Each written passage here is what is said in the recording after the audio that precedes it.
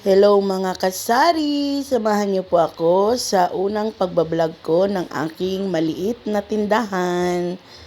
Ayan po mga kasari, namili po tayo ng isang box na mga dilata lang po yan, pang tinda. Ayan po, wala na pong laman yung ating lagayan. Kalbo na po yan, ayan.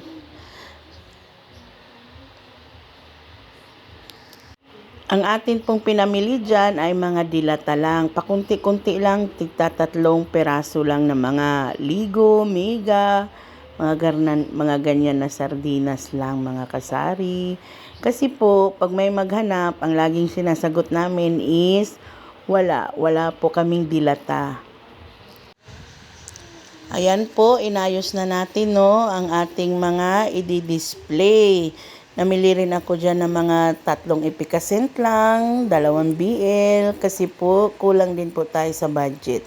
Yung isang box na yan, na mga pinang-grocery natin, nagkakahalaga na po yan ng 3,000 mahigit. Sobrang mataas na po ang mga bilihin, papatong lang po tayo dyan ng 2 piso, minsan naman piso lang, ganun talaga ang buhay, tindera.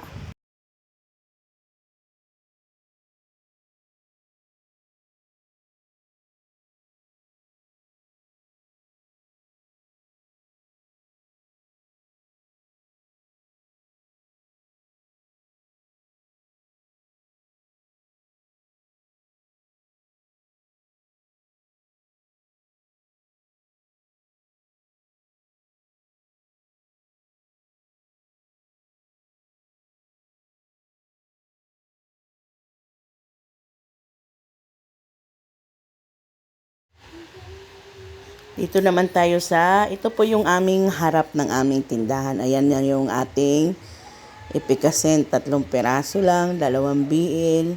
Makikita nyo po, kulang yan sa sabit-sabit. Maganda po tingnan ang tindahan pag punong-puno. Ayan yung ating mga bagong candy. Hinahanap po yan ng mga bata dito sa amin. Yung mga candy ganyan. Oh, ayan.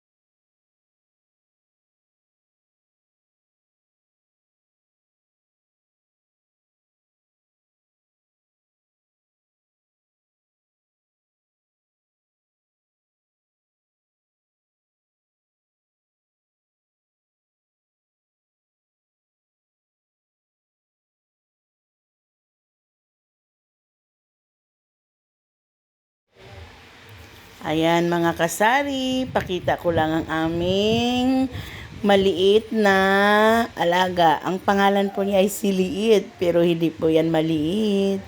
Yan, nagtitingala, naghahanap yan ng butiki. So, ayan lang mga kasari. Bye!